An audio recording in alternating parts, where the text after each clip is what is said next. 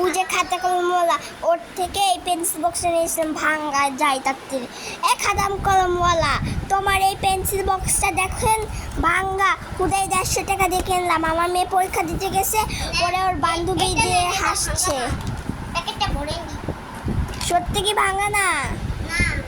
ঠিক আছে দিন দিন, টাকা তো দিয়েছি ওইটা। আরে ফেরত দিয়েছি তো, এটার টাকা তো আপনাকে দিয়েই ফেলেছি। ঠিক আছে, আমার ছোট মেয়েও বলছে একটা পেন্সিল বক্স কেনার বায়না ধরেছে, তাই আপনি একটা কাজ। এটা হচ্ছে নরমাল, এটা হচ্ছে কোরিয়ান থেকে এসেছে। ওয়াও, এটা কোরিয়ান, এটা প্লাস্টিকের, এটা ওই যে মেটালের ভারী। এটা ভারী, এটা নরম।